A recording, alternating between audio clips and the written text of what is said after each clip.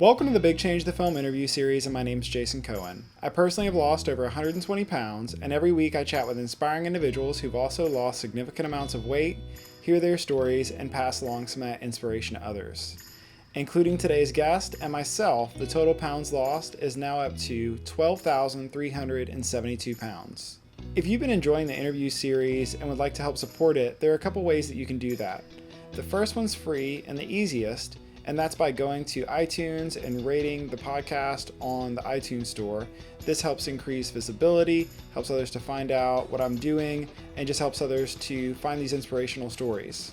The second is I do sell t-shirts through the website bigchangethefilm.com, and 100% of the profits from those t-shirt sales go directly back into the podcast as well as the film. This week's guest is Angela DeJesus, who lives in Weatherford, Texas. Angela told me that as a kid, she was chubby and she became addicted to food early in age, and it became a drug for her. She told me that she would eat until she was sickly full and said that she felt hopeless. Angela, at her biggest, was 665 pounds that she knows of. She had diabetes, high blood pressure, as well as a host of other ailments. During her journey, Angela actually ended up on the Dr. Phil show for about 2 years, where she lost a significant amount of weight, only to later gain it back.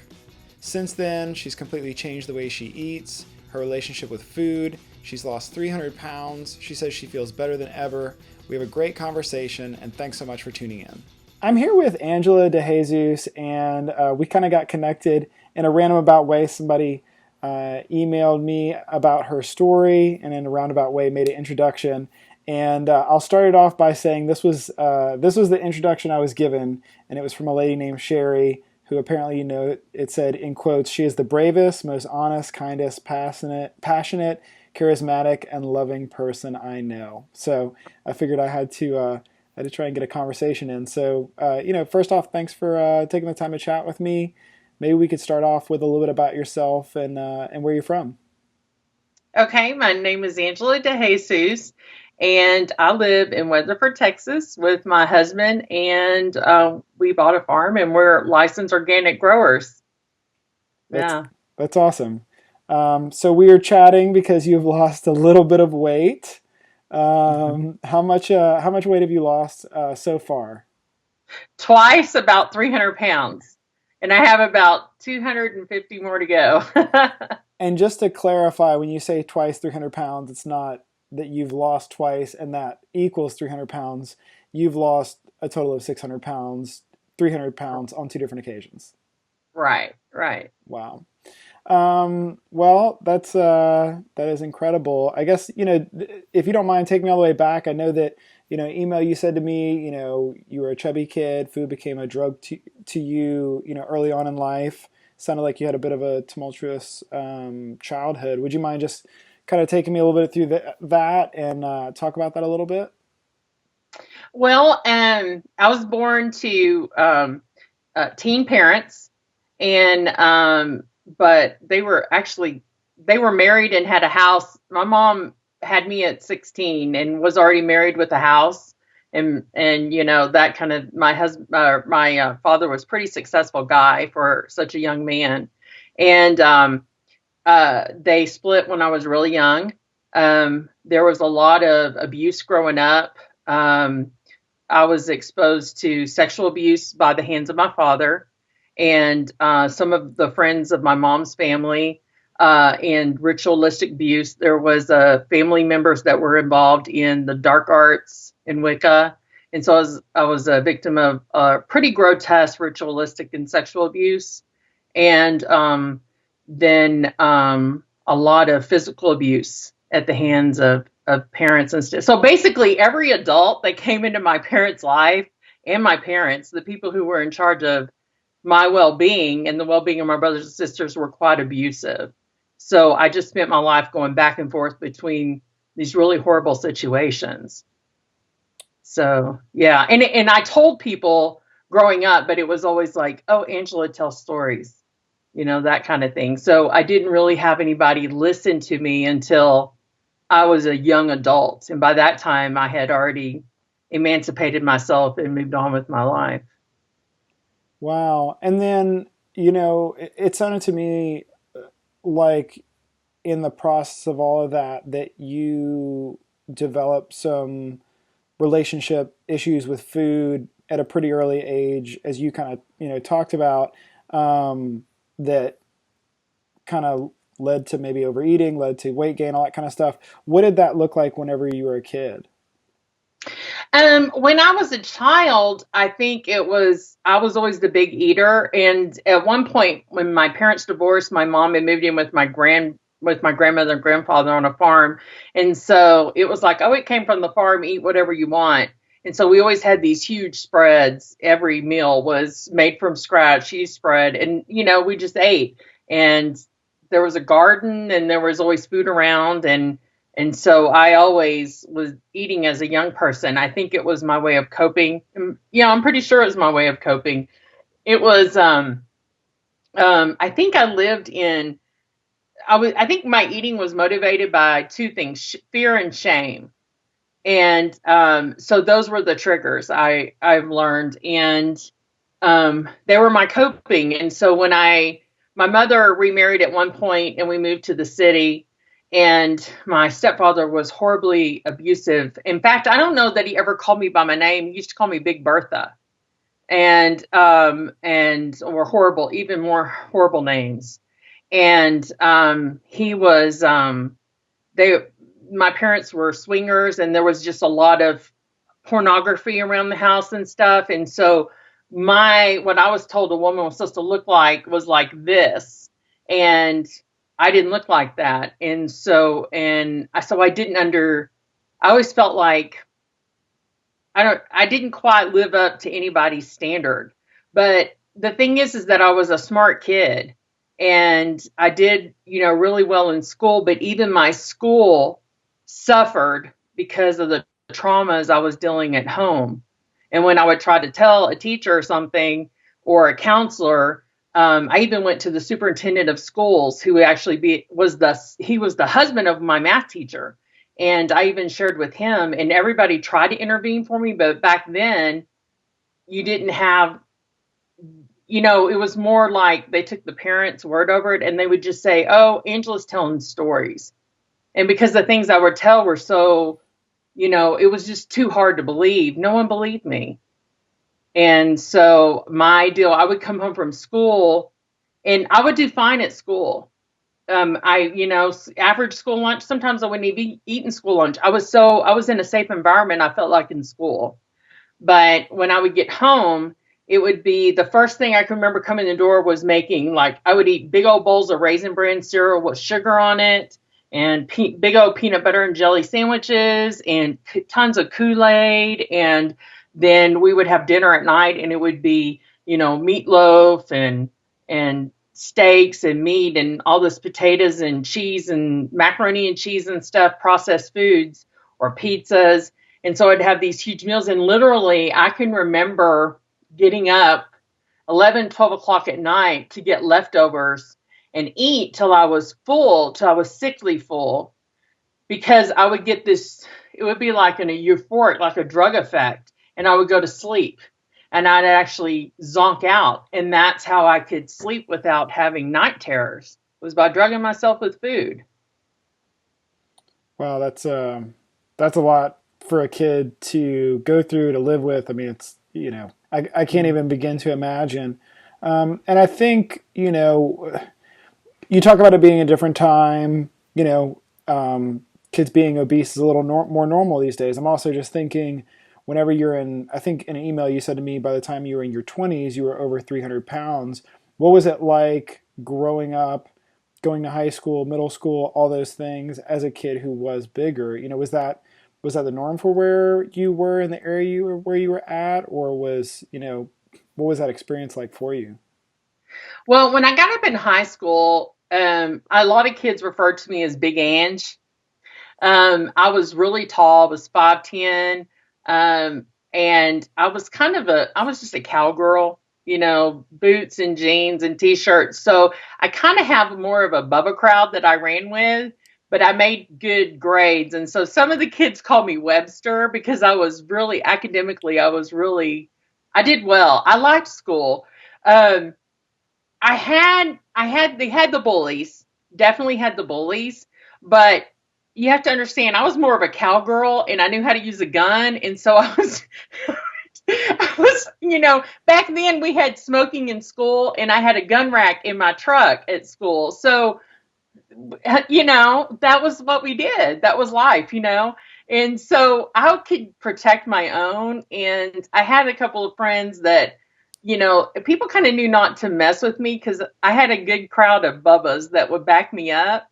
But at the same time, I think I played down my femininity just because I didn't, um, because I didn't fit that image that was in my head of what women were supposed to look like. And so I think too that I was smart and I was outgoing. I had a little bit of a popularity, but I had a sister who was 18 months younger than me, who was a year behind me. And she was very thin, very, very thin, blonde hair and petite. And I was compared to her in that. And so I always felt somehow always felt like inadequate, but I made jokes. So I kind of got through it based on my humor and making jokes. And if someone bullied me, I'd bully them back kind of thing. So I dealt with it. I had a couple of teachers call me out on it, and try to talk to me. Teachers liked me, I think, because they could see the potential in me. And they kind of took me under their wing and really cultivated that. I had one teacher in particular who actually was a coach, though, when I was 16, who I felt like was my friend. And he was like helping me deal with the bullies and the body image stuff. And it became a sexual relationship. And so that just confused my whole high school years there because I was involved with this coach who was a married man who had a family, and it was a secret. And it was this very sexual thing. And I didn't want the sexual relationship, but it was that trauma coming from sexual abuse. When someone would approach you that way, you freeze. And that's what I would just freeze. And I didn't know how to get away from that or how to get out of that. And I thought, if I tell anybody, no one's going to believe me. And in fact, we actually got caught in another city. We were together at a restaurant, an all-night cafe thing, and our school principal came in and saw us together and called me in. And basically it was, okay, whatever's going on here, y'all going to end it. And that's it. And no one ever turned him in. No one ever, nothing. That was it. Yeah. Wow. Different time. Yeah, no doubt, different times. Mm-hmm. Well, and then, you get out of high school, Mm-hmm. and, just to kind of reference what you had put to me in the email, in your 20s, you said you were, 350 to 450. As far as pounds go, 30s, you were 450 to 550 pounds. At 34, you were 554 pounds. So you're talking about, you go from a 200-pound plus weight gain in 10 or 15 years. It sounds like, what did life, what did food, what did your health, what kind of happened during those years post high school that kind of ramped up to that? Well, when I left high school, I married a childhood friend, sweetheart, who never saw me as the big girl. We were very close. I don't think we were in love with each other. I think it was just that camaraderie and friendship. I got married at 18, and then we had my daughter when I was 23, and he passed away when I was 25. And so now I'm alone with this kid. And normally you would take a woman's alone with a child, you would lean on to your family. But I'm like, I'm not taking my kid around these people. Neither side. I'm keeping her to myself and keeping her safe. And so that was what I did. I just stayed away from them, pretty much. I mean, you still are a member of a family, but you're guarded and you function in a way, you're always protecting the secrets of the family. So you function a way to protect the secrets and at the same time trying to protect myself and my child. I would literally, so I was alone with this kid and I was working 2, sometimes 3 jobs so that because I didn't have anybody to lean on. And I was trying to go to school and finish my education. And I, um, I would, I literally would live on, sugar, coffee, and donuts in the morning on the go, constantly on the go. Usually wouldn't eat lunch, or if I did eat lunch, it was total crap. It's probably from a vending machine. Um, Dinner was usually, hamburger helper or whatever I could come up with quickly. And then when my daughter would go to bed, I finally get her to sleep, and I'm alone at night with myself and with my when you're alone with yourself, your reality is there. And I would consume cookies and ice cream and sandwiches, just anything that was hot, lots of fat and carbs.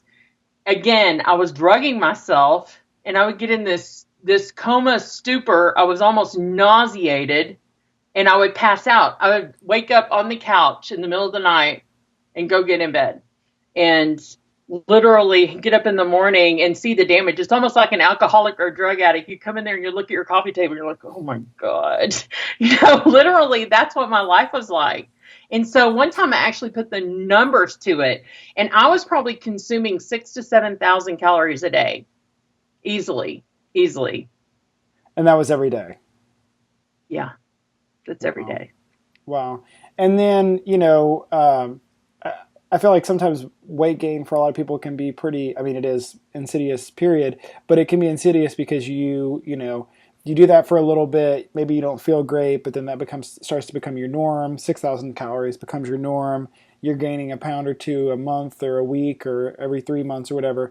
And then all of a sudden, you're 34, you're 554 pounds.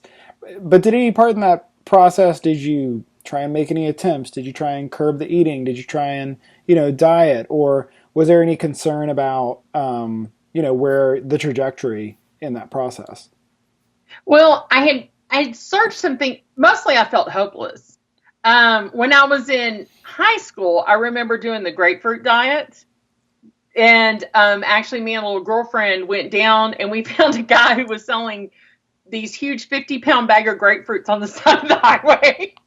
And we convinced our dad to give us the money to buy them. And we each went home and said, okay, we're not eating nothing but grapefruits. But by the 4th day, I was in Charlton Methodist Hospital because my body was so acidic. It was affecting my kidneys. And so, yeah, that ended that diet. I tried these when I was in high school, junior high. And my grandmother actually gave me these little things. They called them AIDS, AYDS, and they were little chocolates. And you're supposed to eat 2 of them with a cup of tea 30 minutes before you each meal. And oh my God, those things made me sick. But I tried them. I remember when the Atkins shakes came out, I tried those. But I was having the Atkins shake with the Snickers bars because I was a teenager. That's what I did. I even tried smoking cigarettes because someone said that it would help you lose weight. So I was like, I started out with these light cigarettes, like Benson and Hedges Deluxe Ultralights menthol. And it took me a few months to graduate up to like Marble Reds. And then I thought, well, if I take the filters off, maybe that'll work. And I tried one of those. I went, no, this is not going to work for me. So I smoked for about 2 years, and I never lost any weight. All I did was feel worse. Yeah, I bet. Wow. And and then in my adulthood, I tried the Thin, and that just it made me psychotic. I would have some crazy dreams. I was like, no, I can't. It was affecting my psyche. I couldn't do that. I tried meditation. I tried Weight Watchers. I tried Tops. I tried Jenny Craig at one time, and halfway through that, I went, "This is too expensive. Why am I paying you for me to lose weight?" It didn't make sense to me. I met with nutritionists, and they would tell me, "You eat." They would give me like a little coffee cup, like 4 ounces of cereal with 2 ounces of milk and half a banana, and I would look at it and go, that to me that's a bite, it didn't, no one heard me. No one understood. They basically just said, you'll just eat smaller portions. And they would give me these little plates with sections and smaller silverware and all this stuff. I tried all this stupid stuff. I fell for it. I tried any kind of supplement on TV. Um, I tried magnets, all this stuff. But basically, I was in my late 20s, early 30s, and I realized that I think it became because of my maturity. I really pressed into my Christian faith, and I really learned in reading the word, okay, that deliverance is a daily thing. So I'm going to, I'm just going to take it day by day, and I'm really going to press in and try to figure out what's going on with me. Cause I begin to see myself as, okay, I'm in a physical body, but I'm a spiritual man in a physical body, and I have a soul, which is my mind, my will, and my emotions, which makes me Angela. And so I really saw that you can't treat just the physical. You can't treat you can't you have to treat all three. It's like you can't spot reduce. You can't, I'm just going to work out my legs. Well, your whole body's going to obtain the effect. And so I realized I had to treat the whole thing. And that's when I started getting into therapy. And I started out just seeking counseling with churches.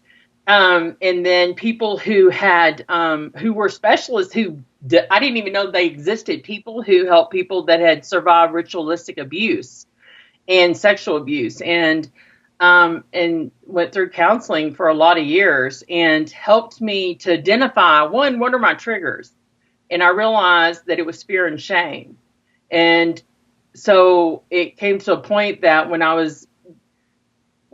it was loneliness, fear, and shame. And so when didn't allow myself in that position anymore, I just set my life up. It started to make changes so that I would not be in those situations.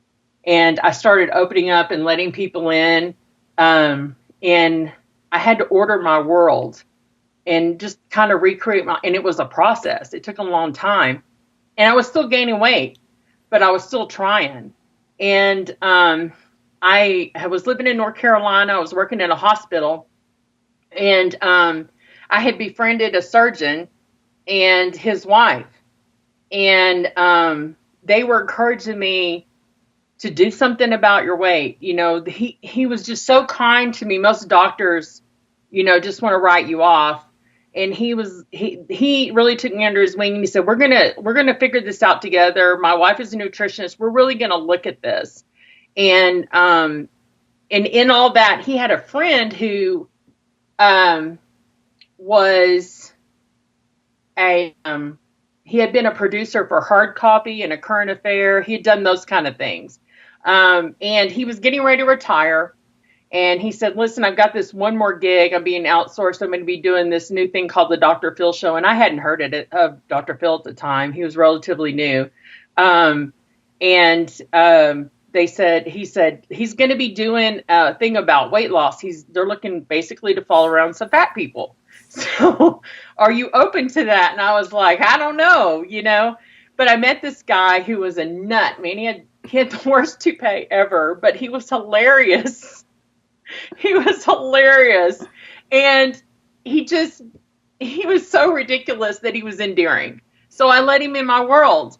And it took him a couple of weeks to get everything set up, but he followed me for a week. He and his crew lived in my house with me and my daughter, and they taped me from going to bed to getting up, and everything I ate. I didn't change my routine or anything. And when they followed me to church and to work and shopping, and I just finally said, I'm just going to do it. I'm going to surrender all, and I'm just going to be real, and I'm not going to hide anything, because secrets are what got me where I'm at. And he took all this footage, and then next thing I know, a couple of months later, I'm getting called from David Goldman and Stephanie Grenadier with the Dr. Phil Show saying, hey, we want you to be one of the weight loss challengers. Will you come out to California? We'll fly you out. And I'm like, okay. And I started doing my homework on the Dr. Phil show, and I went, oh, he's the Oprah cow guy. Okay, I know who he is. And I got selected to be one of the challengers, and that entered a whole different world. That opened up a whole other can of worms. Yeah, so give us an idea. There's a couple things in there, I think, even before that, that I'd love to have you talk about. But I do want to get to obviously the Dr. Phil portion of your life. But you said in there, that you realized like that you had to deal with the whole of yourself, that, mind, body, soul, that it wasn't just, one thing. And then I think you made a comment, something like you had to restructure your day, you had to restructure your life. What did that look like, or what process did you go through? What did you say to yourself, or what mindset change happened to where you started to kind of participate in that, and how did you begin the process of getting there?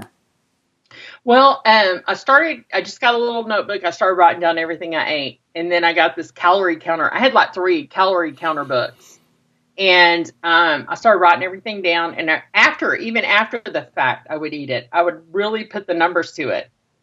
And I actually started weighing my food, not to restrict, but I would do how much certain dishes weighed I kept a little thing on my cabinet. And so I'd take my plate and fill my plate with all the food I wanted. And I would look and see how much the plate weighs. And then I would kind of figure out how much I actually consumed. And I would look at the numbers. I was like, oh my gosh. And I remember when I realized there was 100 calories in one little thing of mayonnaise, and I was probably eating 5 or 6 of that. I was like, oy vey, my goodness, I just started doing my homework, and then I started realizing there were food triggers, like food scented candles. I got rid of that hazelnut candle, apple cinnamon candle, gotta go. Lip glosses, flavored lip glosses, I realized were a trigger for me to want to go stop and get ice cream or something. Like I even got rid of fruit scented body spray. I mean, anything to do with, I had to make changes. I got involved in a church. I got involved in a singles group. I got involved in a faith-based 12-step program called Overcomers, which it was really written for drug addicts and alcoholics, and it's like the 12-step program, but based on a Christian faith. And then they readjusted for anybody with life management issues, and I had them all. And so I started doing that. I was practicing abstinence, so I was not putting that, I wasn't ready for that yet, the whole sexual part of it. So I just took that out, and I'm just going to be a mother, and I'm not going to get involved in that part, and I'm just going to learn to who I am. Is the main thing is, who am I? Because so much was stolen from me as a young person, and trying to figure out, what am I good at? What do I like? Who is Angela? And just kind of paint a portrait of myself within myself, and just trying to figure out who I was. And so it took me sharing. In fact, I probably made some people uncomfortable, but I became very transparent. And you get to know people, and I would just say, I went through this or did that, or I'm a victim of this. And then people would be like, what? It was like I had TMI syndrome for a while. Too much information to people. But then there were some people that just embraced me and appreciated my honesty. But I was tired of the lies, and I was tired of covering things up. And I just decided that I was not going to protect my abusers anymore. I was going to call a spade a spade.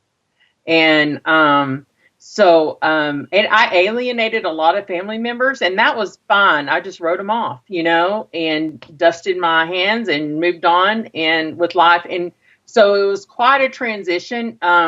It was trying to learn about food. And I think I was stuck on that. You have protein, and you have, a carbohydrate, and then you have cooked vegetables and raw vegetables. And I tried to follow that for many years. And I had some success, but it was more about, it became obsessed about counting calories. and counting fat and counting carbs um and one minute like olive oil, and so I would put olive oil over my food, not realizing that I was adding all these because I didn't know. You just whatever was there, I was trying it, but I was working it out. It was just a process to get me to where I'm at today. Yeah, I almost, not to go too far into it, but just in hearing you talk about it, it's almost like you weren't given the opportunity to develop those relationships with those things, whether it was like, the physical relationships with men, or whether it was with food. Like you weren't given the opportunity to develop those in a healthy environment, in a healthy way on your own, and so you almost rediscovered developing those relationships later in life on your own terms for the first time. Right, right. It was, they call it in the Christian faith, they call it a familiar spirit, is what they say. And so whenever they feel like you have gone through something, because in the Christian faith, whenever you, like a man and a woman, let's say they're married, they come together, it's a spiritual impartation takes place too. And so whenever there's abuse, there's a spiritual impartation that takes place, and it's a negative spirit. And so they kind of feel like that negative spirit follows you around, and they call it a familiar spirit. And I think whenever it was like I attracted the one thing I didn't want to attract. I attracted people who were just unsavory, perverted guys. And I would date these, I didn't have a choice. When I started dating and my husband had passed away, I would sit there and I would decide, okay, I'm going to date. I've got to find another husband because that's what everybody was telling me I needed to do. You can't raise this child by yourself. You got to find another husband. And the thing I would get is I would have these two type of men. I would get these men that really liked these big obese girls. They called them SSBBW, supersized, big, beautiful women or whatever. And they liked those kind of women. Or I would get these men that really liked me, Angela, the person they knew, but they only wanted to see me at my house. They didn't take me anywhere. They didn't introduce me to any of their family. They were embarrassed by that. And they kept our relationship, if you would call it that, a secret. Or I had these guys that would take me out and flaunt me everywhere and try to get me to wear this, very sexy clothing or something and show all my assets. And that would actually go out to dinner. And I actually had one guy, and this was back before cell phones. So I'm eating, we order our food, and I'm ordering like the salad and the plain baked potato and a piece of chicken. And I leave to go call the babysitter. You only had to use payphones back then. So I go to call the babysitter, come back, sit down, and the waiter comes and brings our food, and it's not what I ordered because he changed my order. He said, "Oh, eat up. You can eat anything you want. Stay beautiful." And I actually excused myself and called a cab. And then that was when I decided, I'm not going to date. I'm not going to do this. I'm not going to subject myself to that because I was shortchanging myself either way. And so I didn't, I just kind of felt like if I got the message real quick that if I was a fat girl, that was about the best I was going to get. And so I decided if that was the best I could get, being as big as I was just not going to deal with it. Wow. Well, to kind of get into the whole Dr. Phil phase. So you sign up, you decide, they select you as one of the 13. So what did life begin to look like? I think you told me it was a 2-year commitment, more or less. Yeah, well, we signed a 5-year contract, but it was 2 years of taping where we aired every Monday and Tuesday for 2 years. So we actually started filming, I think, about 6 months before the show started airing. And so when we signed up, we met JJ Virgin. She just wrote a book about sugar, something. I don't know. I don't have her book. But anyway, JJ Virgin was our nutritionist. And Dr. Thomas Diaz was our medical doctor. He's out of on MacArthur Park in Irving. He was Dr. Phil's personal physician for him and his family when they lived in Irving, and a very good friend. And he was an amazing doctor, and he really understood the endocrine system. And then for the psychological was Dr. Frank Lawless. and he was Dr. Phil's mentor, and he was actually like Dr. Phil, both an MD and a psychologist, and he helped. That's, I think, the thing that appeased me more and got me to sign up was the fact that they were treating the nutrition and the medical and the psychological. And when I met Dr. Frank Lawless, that's when I kind of zeroed in on that. I thought, I'm going to be okay. I really thought there's a source here that's going to help me through this. And that's what helped me make my decision, I think. And so you sign up, and all of a sudden we got a copy of the book about 6 months before it was released. And we had to sign all these privacy agreements. You can't talk about your weight. You can't, if you got to be on the down low, you can't change your hair. I mean, there are all these rules. You can't change your hair without giving them notice. We had things we hadn't thought about until after you sign up, because they're going to be taping. And you can't, certain relationships, the people that are in your life that may get filmed have to sign releases. There was all this stuff. It comes at you, you're like, wow, this exposure and all this responsibility that comes along with it. And we're given this book and this food plan, and we're supposed to read the book. So they bring us to the house we stayed in California was right next door to the famous Beverly Hillbillies house. In my room, when you stepped on the balcony, you could see the cement pond. And so they had us in this beautiful, like 6,000 or 8,000 square foot home, 3 levels, the dining room table. You look, and it's glass bottom. You're looking at the pool underneath. It was amazing. It had a panic room. The bathrooms were as big as houses. It was amazing what they put us up in. And they got, I think his name was Rob Green, got him in there to be our trainer. He's Oprah's trainer guy. So he came in there and was training us. And we spent about 3 weeks in this house with the crew, sequestered. And we had to read the book, and we had to learn about the food plan.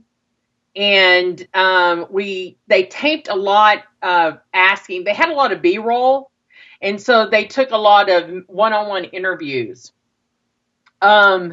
The thing that they focused in on me was they asked a lot of very shockingly intimate, detailed questions about the type of sexual abuse I had gone through and ritualistic abuse.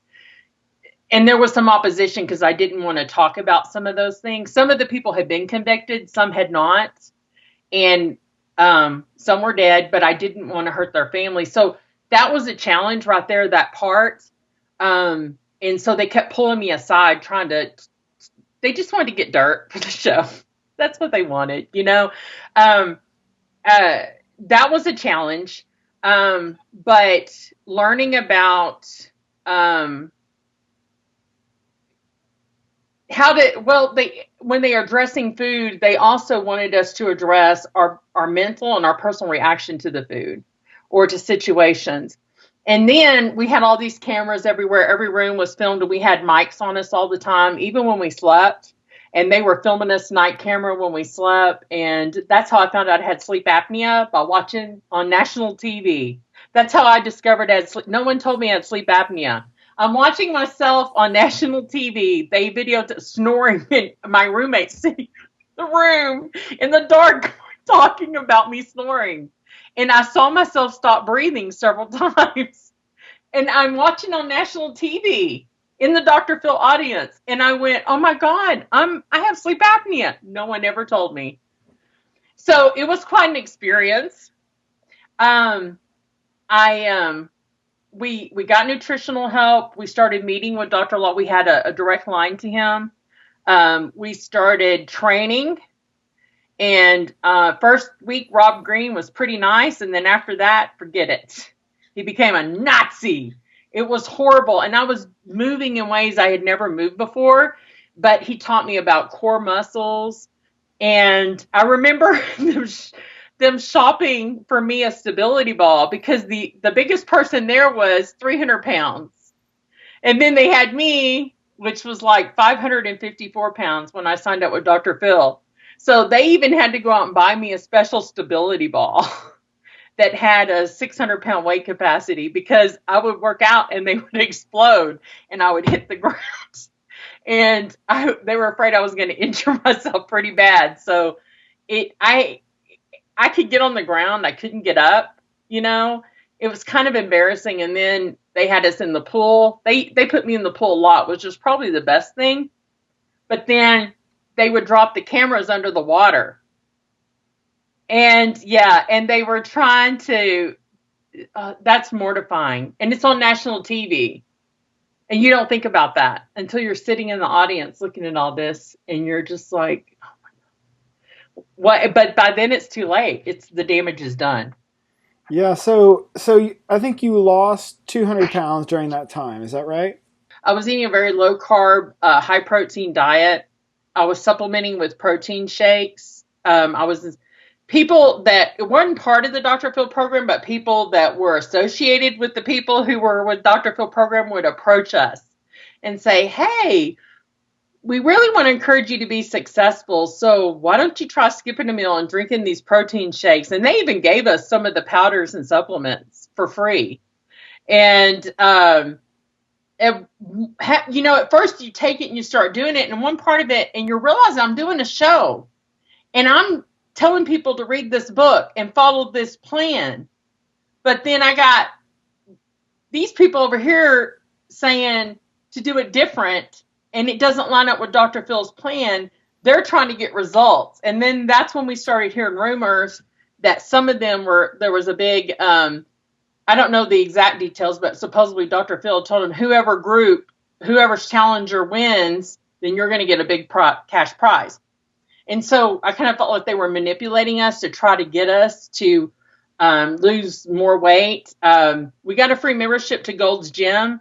And then when we got back out in the world and I moved back to Dallas, I met with the Gold's Gym people. All of a sudden, I was working out 3 to 6 hours a day.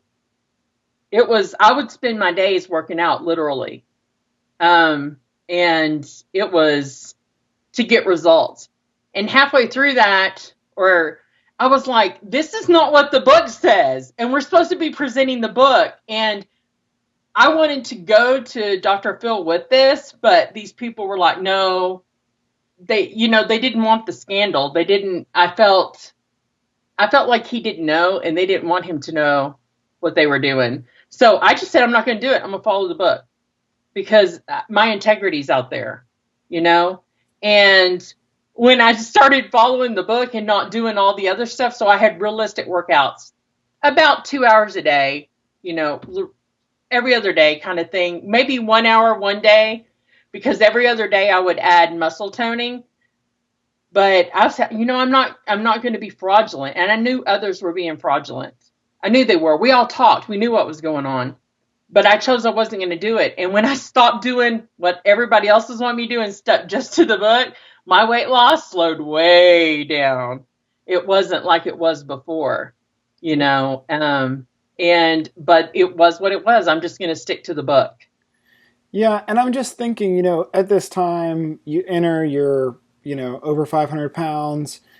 You're talking about the, you know, the stability ball, all that kind of stuff.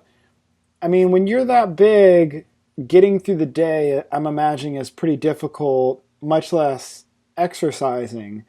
You know, what was that like starting, I'm guessing, you know, for the first time in a while, at least at that level, starting to try and get your body to respond in ways that, you know, maybe didn't feel super great or super natural or, you know, you're having to, you're carrying around extra weight just by walking up and down stairs around. So that in itself is a workout, but now you're asking even more demanding on your body.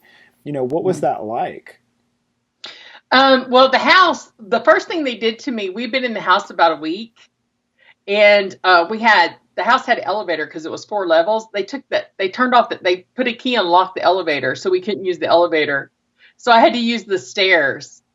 And the stairs were palatial. They were beautiful. I felt like a queen going up and down these stairs, but my knees were on fire. And I started developing skin problems because all of a sudden I was sweating and I had these layers of skin, these folds that were rubbing together. And so they assign you a personal assistant.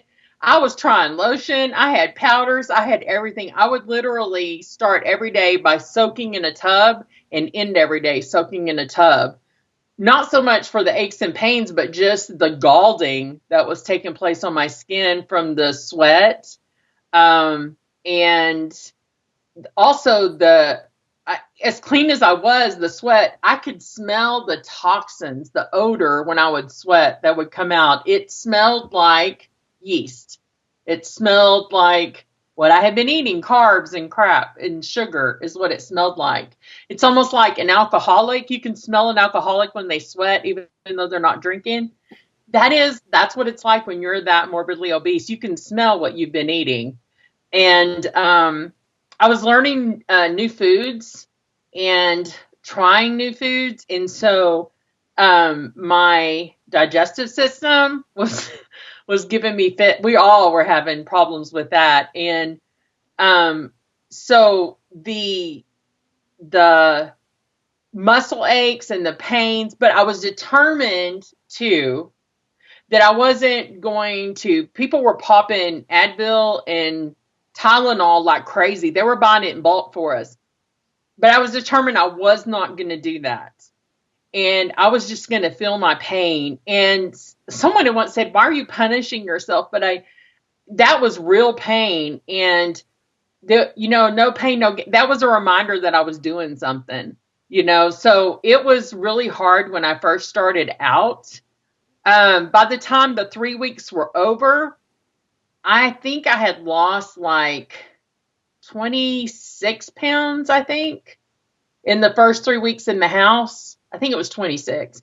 And I remember my flight out there was horrible because they had to buy 3 seats on the Airbus for me.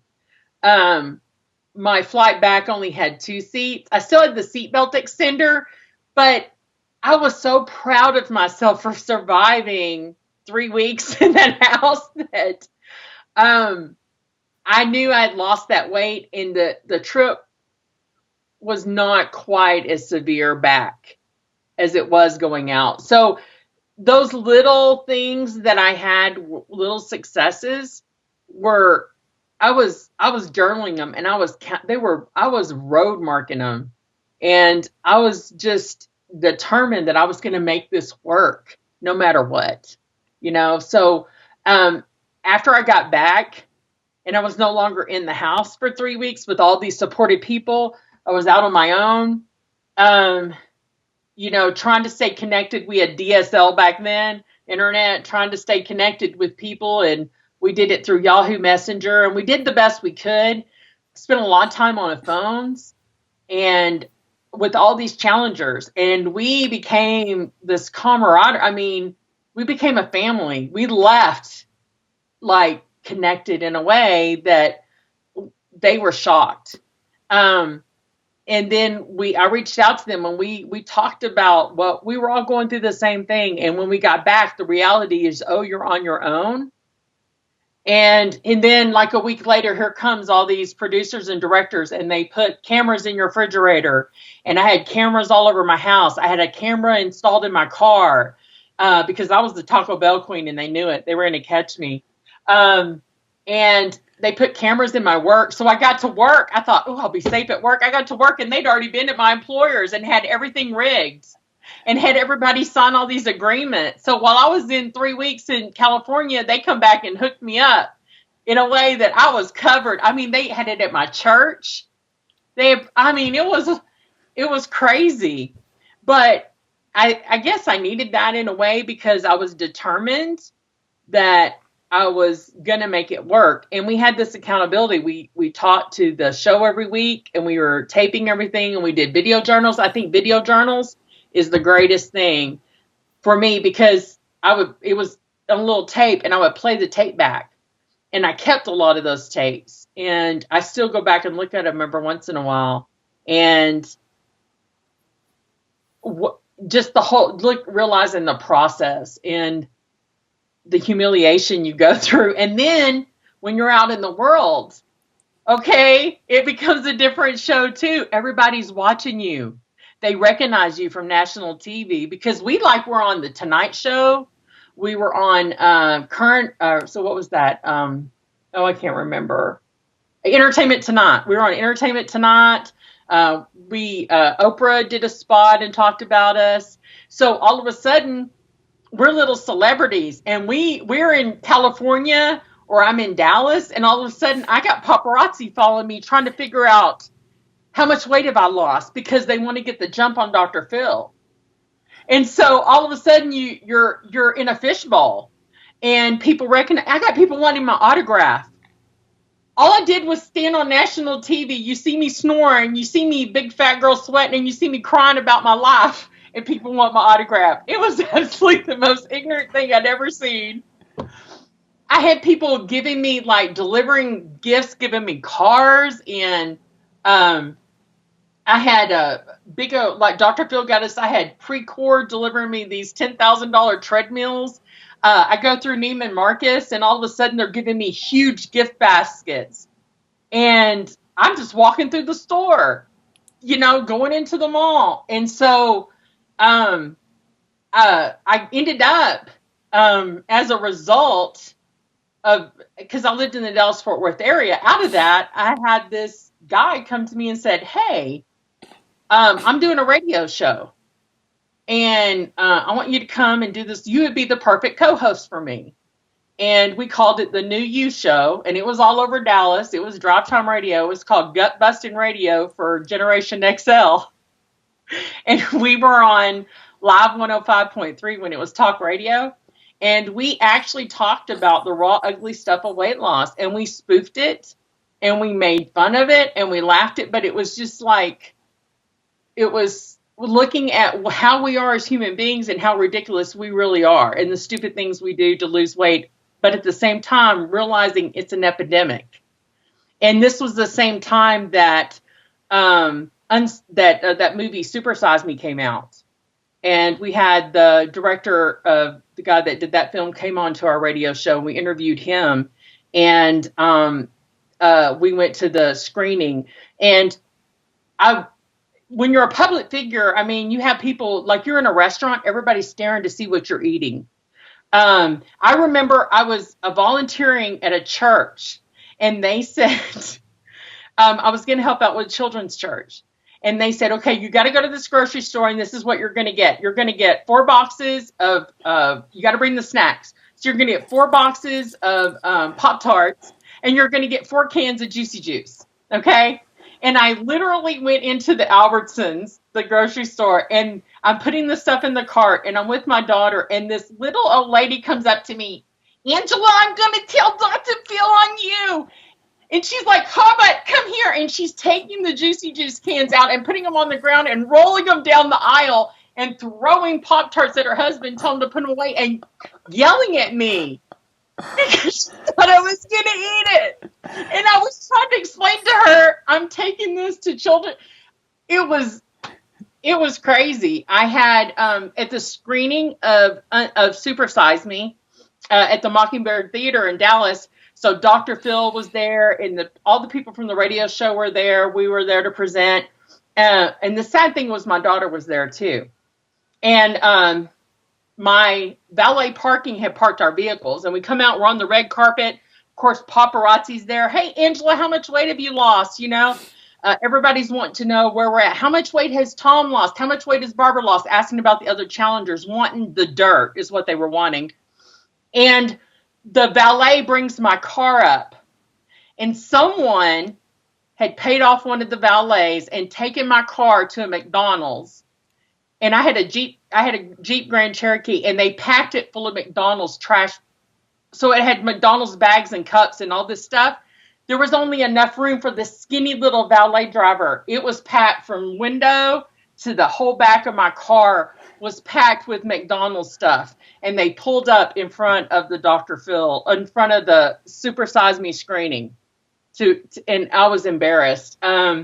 One time we were at a restaurant and my daughter and I come out and somebody drove by in a pickup truck and yelled a horrible obscenity about Dr. Phil and threw fat all over us and just covered us with fat. Um, and I started dating an NFL football player, pretty famous. And I remember being in a restaurant bathroom and women would come up to me and say, because he was a man of color, approach me and say, "What are you fat white woman doing with our black man?" kind of thing. And I would get accosted in the bathroom. I had to break up with the guy because I was getting it was a whole different world. We were at a table together and a woman walked by and saw us together and took our purse and just cleared the table and dumped our carafe of juice and all over us because I was a fat girl with this famous football player. And so after about a year of this, this is just a year into it, I'm shell shocked. I like have PTSD. And the whole time I'm going through all these experiences, I'm trying to stay focused on the weight and on this issues. But then you got all this other stuff and all these other experiences coming at you. And it really was not what I signed up for, but it's what I signed up for, you know? So I don't think you realize what you're getting into when you get into these reality TV shows. And so you open up a whole different world and you lose your anonymity. Part of it, the good thing is you have that accountability no matter where you go, but you open yourselves up to a lot of abuse. And I'll let you know, the people in the business, they don't care about you. You are a commodity to them to make money, and you better produce results. You're like a caged animal. You better produce results or you're going to get the whip. And really, sometimes it got scary. Some of the things how people would come at you and the animosity they would have because they didn't feel like you were representing them well. Wow. Well, you go through this experience, the end of 2 years, and then at the end of all that, from what it sounded like to me from your email, you end up in a wheelchair and basically unable to care for yourself. Sounds like your daughter had to help you tremendously just for everyday life. So it sounds like the whole thing's a roller coaster and ends in a crash. Right. I was starting to really produce results, and that's when I realized, hey, we're not following the book. I'm not going to do that. I'm going to stick to, this is what Dr. Phil gave us. This is what he's presenting to America. And he's saying this is going to work. And Dr. Phil believes in it. So I'm going to do it. I'm not going to do what you're trying to get me to do. And so they got a crazy, this is how they got to me. They changed my trainer. And so this dude came in, he looked like the Stay Puft Marshmallow Man. He was like, and he comes in there and he's like going to get me into shape. And I'd worked with him. He was just nuts. He didn't understand body dynamics and how when you're morbidly obese, and especially when you start losing weight and your umbilicus material becomes a little looser. So if you're doing aerobics or you're doing a motion and you go this way and you want to stop your body and you go back this way, what happens is you have girth that's still going this way. It's got to catch up. And so you can have injury. So that's why you change the way you move. You adjust your movements to deal with that girth. He didn't understand that. So he got me on this leg press, and it was this big, you lay on your back and you have a big flat plate and you put your feet, and I was doing these leg presses and he kept adding more weight. And he had drawn out, he said, based on your weight and your height and your muscle tone and your BMI and your DEXA scan and all this stuff, you should be able to bench press this. So this is what I'm going to do. I'm going to make you the next Rachel McClish bodybuilder. And I'm going to make you like a WWF wrestler, Women Aglow. I mean, he had this whole plan. He was going to get famous off of me. I was just laughing at him. He was a toad. But anyway, he was my trainer, and I was obedient little girl. So he's putting all this stuff on, and I push, and I feel something erupt. And I've never I literally thought my back had split open my skin. I really thought I was going to stand up. There was going to be blood everywhere. It was that horrible. They take me in an ambulance. Turns out that I've blown my L4 and L5 and I'm paralyzed. Everything just exploded and I couldn't walk. I ended up in a wheelchair and using a walker. And then the weight started coming back on, and I was trying to follow this plan. So I tried cutting calories. I couldn't even do the Dr. Phil short. I just told him, I'm going to have to work on me. And I was trying to take care of myself. I retreated I actually went into hiding in seclusion in North Carolina, in the mountains of North Carolina. I just had to get away. And a real small community. And the people just kind of, they knew me and they protected me. They lied for me. I wasn't there. I literally hid because I was just so sick. And I started getting to where I could walk. I was doing some physical therapy, but the weight was coming back on. And the Dr. Phil show ends. I'm not even at the grand finale. I don't care anymore. I really don't care. Sue me. I don't care. I'm not doing it. I can't. So they went on without me, and that's fine. And the other challengers were fine because there was one less people to compete with, right? One less person to get less prizes, So I shook it off and I went on with my life, and I just realized, okay, that was an experience and I'm going to learn from it. But I got some really good information, and I made some friendships. People I met in Hollywood from the Dr. Phil show that I would have never met, that I'm still friends with some of them today, that were encouragement to me because they believed in me. And they helped me along. Like one person had a treadmill delivered to me. And another person again sent me a vehicle that was more accommodating. It was I got blessings. And then I got well enough that I could walk. I came back to Texas, and I thought, okay, I've been out of school for 2 years. I'm off track. What am I going to do? I'm trying to find a job. And I went from making like $120,000 a year to making $7.25 an hour. And raising a teenage daughter. And the company that I work for now, I actually went in for an interview. I didn't think they would hire me. I really didn't. And this company is not pro-fat person, but I had the right lady. And she interviewed me, and she gave me the job. And it wasn't $120,000 a year, but it was definitely a lot more than $7 an hour. It was a very livable salary. And she hired me, and I was probably almost 700 pounds at the time. And she looked at me and said, I'm going to give you day one health benefits.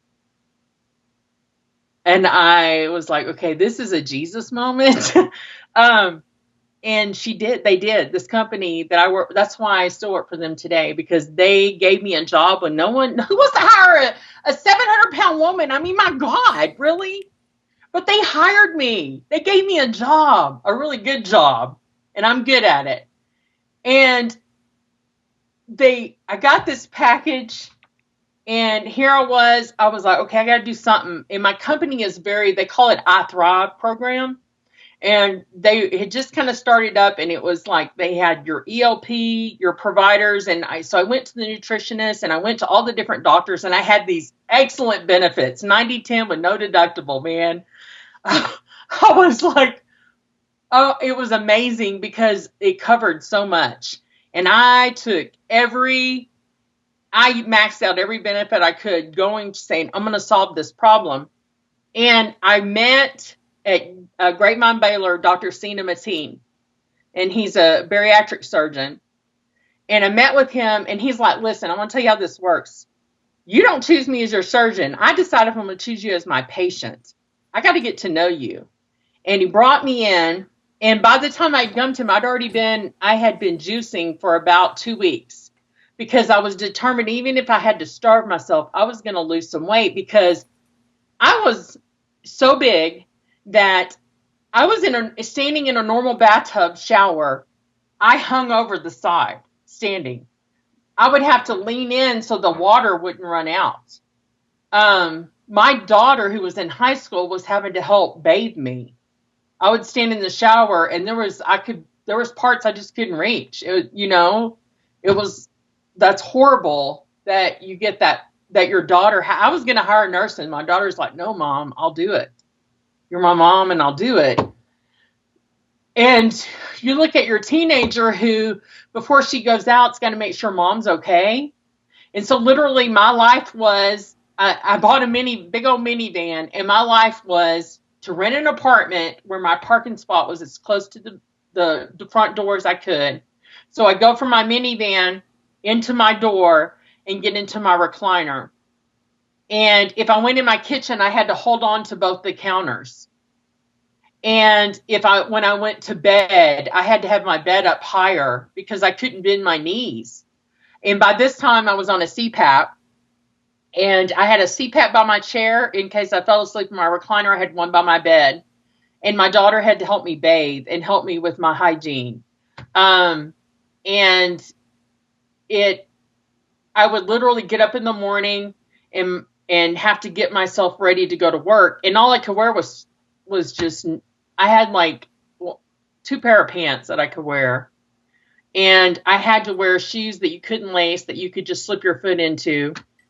And I would walk to the minivan and get from the minivan into my work. Oh, this was an effort because I couldn't park outside the door. I had handicap parking, but I still had to walk probably about 10 yards to the elevator. And there was a sitting area outside the elevator, and I'd have to sit and rest. So I'd have to get to work an hour before my shift started and go and sit for about 10, 15 minutes in front of the elevator before I could get and stand back up and get on the elevator and walk to the bathroom. And I would always make a stop in the bathroom and have to sit in the bathroom for a few minutes and then make it all the way back to the building to my office. And I could not leave my desk, not even for lunch, because I just couldn't walk. I was, but I was not going to use a walker. I was not going to do it. I was going to do it the best I can. And my work got me this really big chair. And I just decided I'm going to be the best employee I can. And I focused in on that, and I would finish my day, and I would do the same routine. Get down to the elevator and then sit a few minutes, and then get from that sitting area out to my car and then get home. And that was my life. And literally, I was like, okay, you've got to do something. And I had a aha moment. And I was watching Kenneth Copeland on Believer's Voice of Victory, and it was on June 9th, 2007, 2008. Anyway, I was watching it, and he was talking to Creflo Dollar, and they're talking about something about the Bible. And all of a sudden he stops, and he looks right at the camera, and he goes, the Lord's been talking to me. And he goes, I just see this little girl here. He goes, baby girl, I see you sitting there in that chair all obese. And he did this, and lonely and sad. And he goes, but I just want you to know, Jesus loves you, and he doesn't want you to be lonely anymore. And he wants you to have a life. And if you'll just reach out, he'll provide you an answer. He'll give it to you. He'll provide what you're seeking. And I really knew that. I was always a woman of prayer, but I think that was my break-in moment. And I just bawled right then. I remember crying and just saying, okay, Lord, this is it. So I'm no good to my daughter, and I'm really no good to anybody else. And I'm really no good to you. So either I'm going to go to sleep now, and if I wake up, you better have an answer for me, or I don't need to wake up at all. That was my thing. Just bring me home or change my life. I'm not going to settle for anything less. I'm tired of being a second-class citizen. I'm tired of being a second-class citizen. And I fell asleep in my chair, and I really woke up. I was disappointed that I was still here. But I thought, okay, he has an answer, because there's two things I know. God cannot fail and he cannot lie. So I'm like, okay, an answer's going to come. And then I heard about Dr. Sina Mateen, and I really never thought that. I always thought people that did surgery that was crazy. It was too radical. But I went and met Dr. Sina Mateen, and he told me, you don't choose me, I choose you. I got to get to know you. And I had been juicing for about 2 weeks, and he got me on a scale, and I was 665, and he looked at my paper, and he goes, and this is what you put in your mouth the last 18 days. And I went, yes, sir. And he went, you probably weighed over 700 pounds. And I'm looking at 665. I thought, is that kilogram? What is that? I didn't realize I had gotten it. And I talked to him, and he said, okay, these are my rules, and you're going to follow them. And it'll probably be 6 months, but these are your options for surgery. And I really didn't want surgery. But he said, hun, there's a thing that everybody comes to, that it's called the point of no return. And he said, I can do surgery, weight loss surgery. And he said, and it'll get you down to probably, and he was right. He said, probably around 450. He goes, I think 400, 450 is your plateau point. And he said, but I can get you down to that, but the rest is going to be up to you. And he said, you follow he said, you're going to have to figure it out after that, but I can get you down to that, and I can save your life. And so when I come in there and I did all this blood work, they found I was diabetic. I had high blood pressure. I had arthritis. I had polycystic ovarian syndrome. I had all kinds of skin problems. They said I probably had a form of fibromyalgia. Didn't realize how sick I really was. And so I did. I followed they put you with a nutritionist, and I followed a diet, and I jumped through a lot of hoops for my insurance. And 6 months later, I underwent gastric bypass. And I actually died on the table. I was the first patient you ever had that died on the table. And how I found out I died on the table is because I'm in ICU. 3 days later, I'm actually kind of coming out of it. And I realized I'm burnt on me. I have burn marks. And it was from the paddles. And I asked them, and they wouldn't tell me. No one would tell me. And the surgeon came in, and he said, yeah, I lost you on the table. And he goes, but we brought you back. And he spent a lot of time with me in that ICU and held my hand, and he talked to me, and he said, okay, Angela, this is going to work for a while, but then the rest is up to you. And he always did that. And so I'd go in, I followed the food plan, and I did everything he said, and my hair didn't fall out, and my diabetes went away, and I started losing weight. And within 3 months, I was back at work, and I had lost like 90 something pounds in 3 months. And I could walk, and I could bathe myself, and I could wipe myself, and I could walk from my apartment to my car, and I could walk from my car right up to my desk. And I was walking everywhere. I joined the singles group at my church. I joined a gym. I went to 24-hour fitness. And people in gyms are cruel.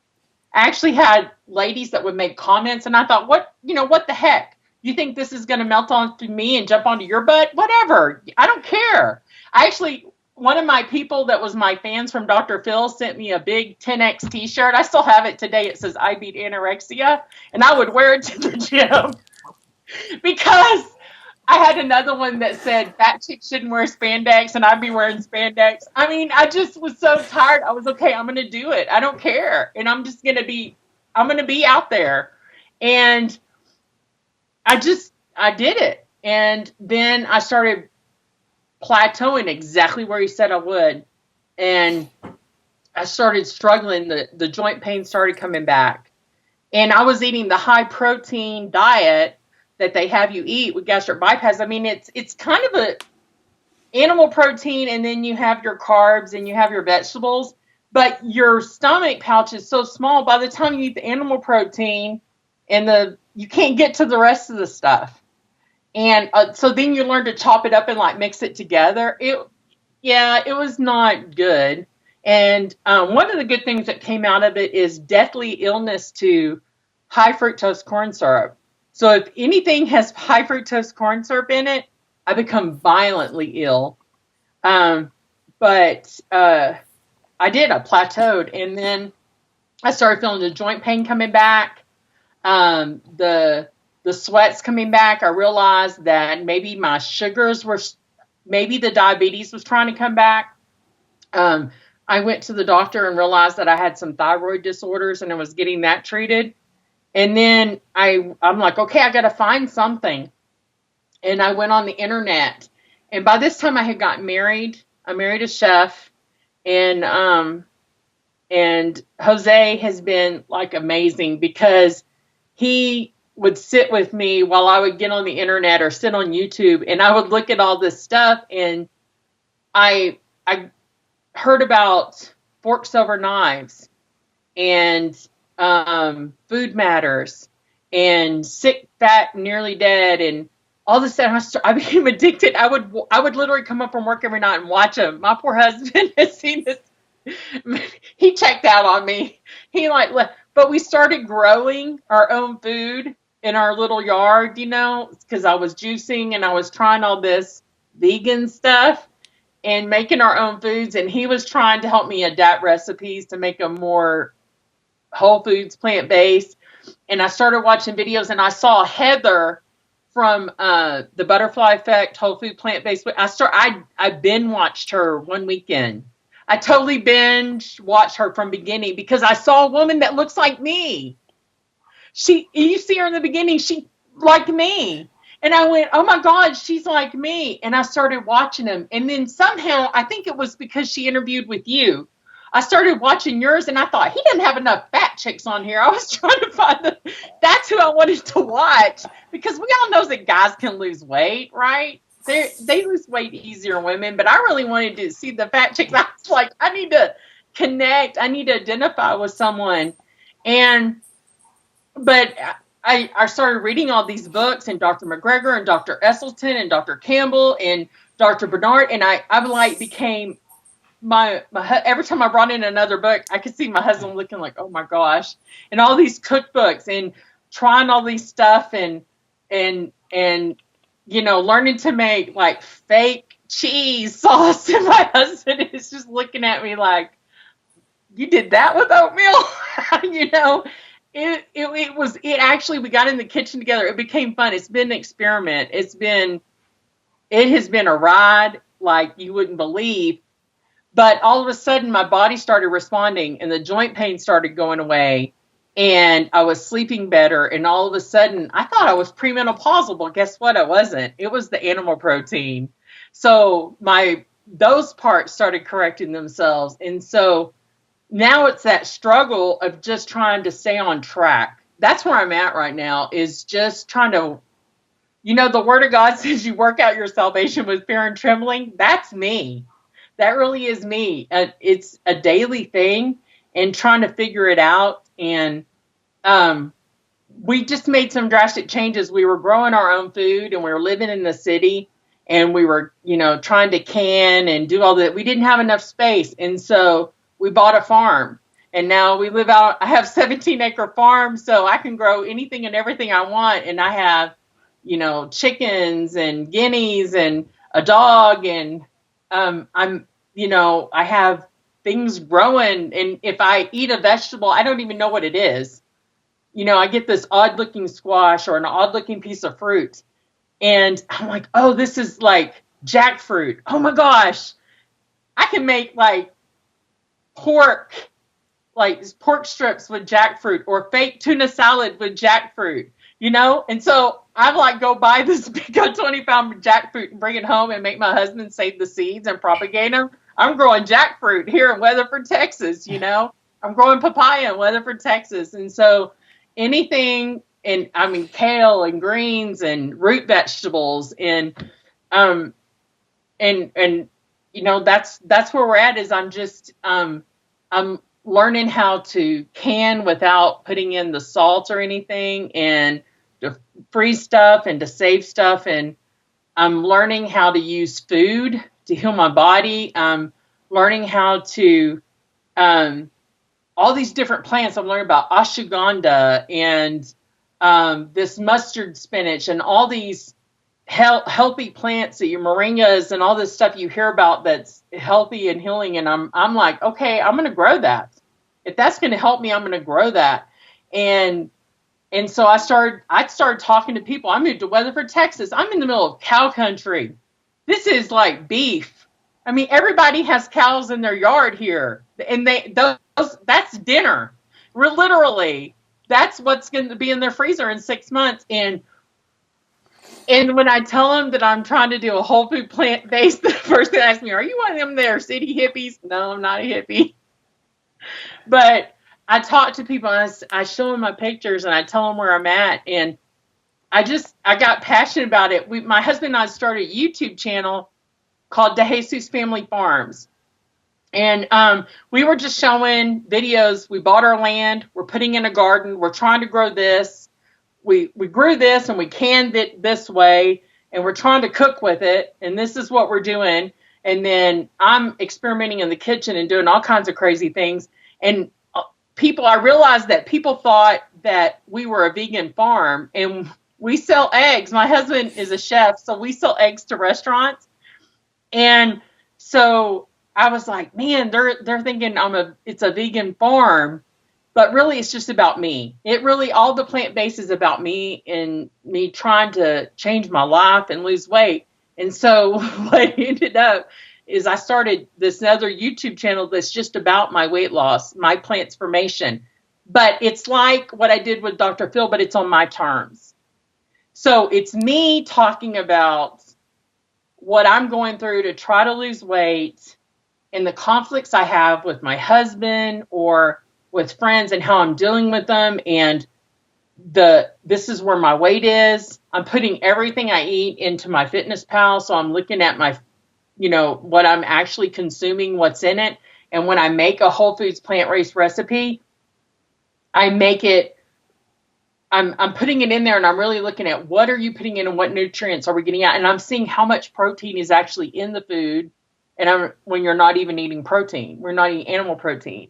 And another thing that I saw is because we were so involved in the homesteading aspect of it and involved with a lot of homesteading channels, is I saw these people that go out, they sell everything they own, they go live on a farm, and then they're growing all this food and they're coating it in cheese and dairy and they're frying it up and we're living healthy. And I'm like, no, you just took live food and made it dead.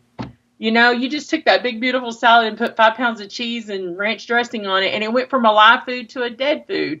And so my mantra now is I found this scripture in Deuteronomy 30, and it says, I lay before you the choices of life or death. Choose life. It's like I hear God saying, okay, I lay before you can have life or you can have death. Okay, stupid. Choose life. I'm giving you the answer. Choose life. It's like God's looking at us going, okay, either or, choose it. And that's where I'm at. So I'm having conversations every day with myself with food. And when I go to make my food and I go to eat most of my food, and I blow it sometimes, but I'm looking and I'm going, okay, every day I lay before you the choices of life or death. Is this going to bring me life or is it bringing me death? And so I really have to look at my food as, is it life or death? That's where it is. And that's where I'm at right now is okay, I'm starting to reap the effects of my choices. And I'm starting to see that it's not just a phase, and it does food. It heals you. And if you go back I started reading in Genesis in the Bible, and guess what? We were born to be gardeners. That was the first job in the Bible. We were gardeners. We were real estate agents. We were in charge. And so I think I'm all about going back to an agrarian society and let's everybody just, even if you got a flower bed, grow your own food, grow some kale, man. I love that saying with the guerrilla gardener. He says, "Kids that eat kale or kids that grow kale eat kale. Kids that grow tomatoes eat tomatoes." So grow some crap. So that's kind of why I'm just grow something, people. Just do it and put it in your juicer or eat it but don't put any butter on it and don't pile it with cheese and don't fry it. And that's where I'm at. That's where I'm at right now. So you've gone from 665 pounds that you knew of, probably close to 700. You're now, I think, in an email you said you're in the 330s. Is that right? Right. You've come so far. You've lost 300 pounds two different times. How do you keep the focus now, knowing that I think you said you have a goal weight of 165? How do you keep the focus now, with still you still have a big task in front of you? How do you keep your focus? Because I know for a lot of people, myself included, you get to different places on your journey where you have accomplished a lot. You've proven to yourself that you can do things, but there's still that nagging doubt, or there's still there's a little bit of that old self that's left over, and you kind of have to push through that. Like you said, take it one day at a time. But what do you do to kind of make sure that you continue to press forward? Well, I think I have a lot what's important to me. Now I'm a grandmother and I have a daughter that struggles with food issues, and I look at that and go, she learned how to relate to food from me. Hers were not quite as drastic as mine, but I see it. And I don't want to repeat that in generation. So I'm instilling that when my granddaughter's here. She's a vegan and my daughter can't believe it, and she's happy, man. She loves it. She doesn't, she's happy. And so I have that motivation. And then I have this I married amazing. I so married up. That was a God thing. I married Jose. He's the most amazing man, and he's physically beautiful. He's Taino Indian, Puerto Rican, zero body fat, so we hate him. Yeah, I mean, muscle tone. I mean, he has that Caribbean physique, and I have this physically beautiful husband, and people actually are like, "What is he doing with her?" But he has blinders on. He doesn't see anybody else. Women. I can see, like, totally. A woman knows when you're in a place and this, woman, even when someone you look at and go, "Oh my God." And your husband is like oblivious. He's like, whatever, he doesn't see it. And I'm just so grateful that I have that. God gave me that. He really did. He was so faithful. He gave me that. And so whether I make it or not, my husband's, he's behind me, and he doesn't speak ugly to me. I'm the one that wants to get ugly sometimes. And he reminds me, you became a DeJesus. You became the angel of Jesus. So let's act like it. And he holds me accountable to some integrity, that he walks a line of integrity, that he holds me accountable to myself in that, and he doesn't make fun of me and he doesn't belittle me. And so I have this amazing support system, and he's a meat eater. I'll probably go in there and cook him some meat here in a little bit. And, and a lot of times, there's two meals going on in my kitchen, but he'll get in there and help me. And sometimes I'll ask him, I like eggplant parmesan. How can I make it where it's oil and egg and plant, think like a chef and tell me how I can get those kind of results. And he'll jump in and he'll help me. And if I see something that I like jackfruit, I'll go to him and say, "Hey, we want to grow jackfruit." Okay. And he makes it happen. And he's building me a food forest. We got 17 acres, and he's out there just making it happen. And it's for me. It really is. So I have that. And then I moved to this community in Weatherford, where we've been here a year and a half, and we don't really know too many people. But I got contacted by a lady with the Plant Pure Nation. And I don't know how she found out about me, but she said, "Hey, you want to do a Plant Pure pod?" And I was like, what's that? So I watched Planned Parenthood Nation film, and then I learned about the pods. And now I'm a pod leader. I don't have any members yet, but guess what? I'm a pod leader as of last week. So now I got to get me some peeps. And so, you know, I, I guess that's going to be my accountability. I'm just going to surround myself with people that don't think I'm a Fruit Loop. So, Well, and then, what, obviously you've come a very far way, but you talked about the fact that, there is the mental and you have to, you have to work on all the parts of yourself. Like what do you think is different this time? Because you've lost, you've been here before. I know I keep saying it, but you are super unique in that there are, people sometimes have lost the same 50 pounds, which is still a huge deal. But to lose the same 300 pounds, you're kind of in a league of your own here. What have you learned about yourself, or what have you worked on in yourself that you think is going to make sure that this time is different than the last time? well, I think I've healed a lot of stuff internally. I've done the hard, ugly homework. I mean, slobbering, snotting, crying, breaking down, internal healing. And my husband has walked through some of that with me. I think having a healthy sexual relationship, a healthy, romantic, loving relationship with a man who physically shows me he loves me every day with non-sexual hugs and affection, and also we have a really good sex life, and that it's normal, and I don't live in fear or shame of my body. That is a big kicker right there. That brought a lot of healing, and it wasn't easy. We've only been married, it'll be 6 years this December. The first 2 years I had body shame, and it took a while for me to realize he was for real. My husband loved me for me, and it didn't click. I really challenged him on that. I really put him to the test. And sometimes I think I still do that doubt. And he lays it out like, yeah, I know what you're doing. And he doesn't fall for it anymore. You're pushing those buttons, and that's, I love you. I'm not going anywhere. It's till death do we part. We're in a covenant, and you can say whatever. I'm not, I still love you. And that helped. That has been the biggest part, I think, in giving me the courage to say, okay, I'm gonna try this. I'm gonna do the whole food plant based. I'm gonna do it the best I can, and I'm not always 100%, but I'm better than what I was 6 months ago. And every day you get a little better. It's like Angel. Maya Angelou said, when I knew better, I did better, and that's I'm learning. And also I'm 49 years old.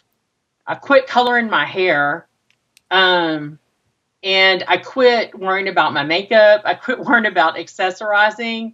I just love my farm, and I live in a simple life, and I don't worry about the glamour anymore and trying to always have this facade and be on, because I think that's what you get from television. You always got to look. I felt like Delta Burke on Designing Women. I always had to look a certain way because I was the big girl. I don't care anymore. And I think that you just kind of get to that age where you don't care what people think. And when you quit caring what people think and you decide, I'm going to do what's best for me and I'm really going to do it, all of a sudden that doesn't matter. And you're focused. You're more focused in. And I've burned some bridges, and I've isolated myself. And there's a lot of people in my life that I love very much that I don't talk to anymore because they sabotage me. But those are the painful things decisions you have to make. You sabotage me, so I can't be around you anymore. You're setting me up for failure. And so that's the lonely part of it. But I'm hoping that with every person that goes away, somebody new is going to come in the picture that's even more amazing, you know? Yeah, I think that's not uncommon for people. I've seen it in my own life, and there are certain themes that you have enough of these conversations, you make enough of these friendships, that people do have, sometimes you have to let people go, and you're still thankful for the times that you had with them. And, Mm-hmm. but I think there's a theme that you have, at least I'm getting that, you choose yourself. And if you Mm-hmm. don't put yourself first, then that is kind of, in a sense, setting yourself up for failure. If you're going to have a conversation with somebody who's at the beginning of this journey, who's trying to, push through, who's got, the entire road ahead of them, and is feeling like they need to make a difference, to make a change, what would you tell that person on day one? What kind of advice would you give? One, deliverance is a daily thing, and you got to walk it out. And it's those tiny little changes, those tiny little things that you make, those little decisions, like getting rid of the scented candle and getting rid of the flavored lip gloss and getting rid of that person and changing this route coming home from work, or I'm going to put on my tennis shoes and I may only make it to the front porch, but heck, today I made it to the front porch. And trying to control your environment in your home, I think, is really important, is a big key. Don't bring it in your house.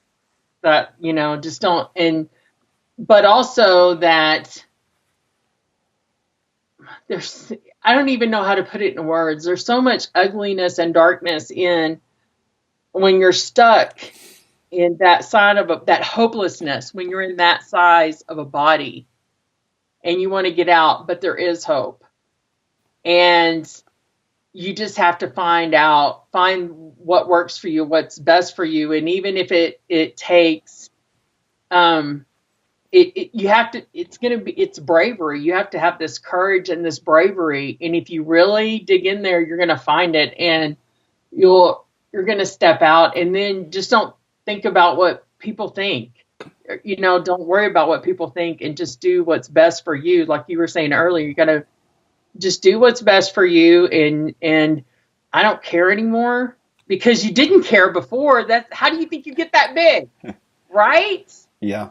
Right. Think about it. You don't care anymore. So quit committing suicide with a fork and be real. And I think the biggest thing is being honest. Like, have to say, yeah, there is a bag of Oreos under my bed that I secretly eat, or maybe get some. At one point, I actually had a lady from the church that would come through my house and show up, and I had her search. I gave her a key, and she would come into my house and call me out. Wow. So sometimes you got to do that. Do whatever it takes.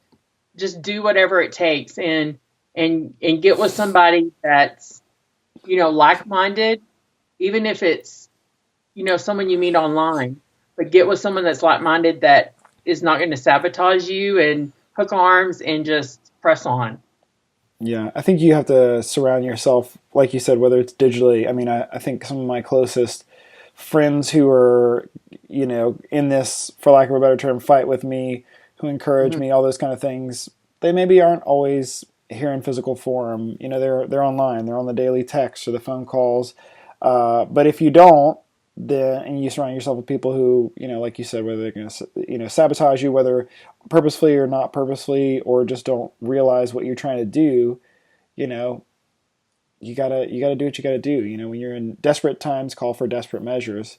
So if you could go back in time, you could have a conversation with the previous version of yourself, whether it was your 20-year-old self whenever you were 350, or it was, whenever you were 65, or, wherever in between. Is there anything that you would tell yourself looking back now to give yourself some advice or some encouragement, that would maybe, have pushed you in this direction a little sooner?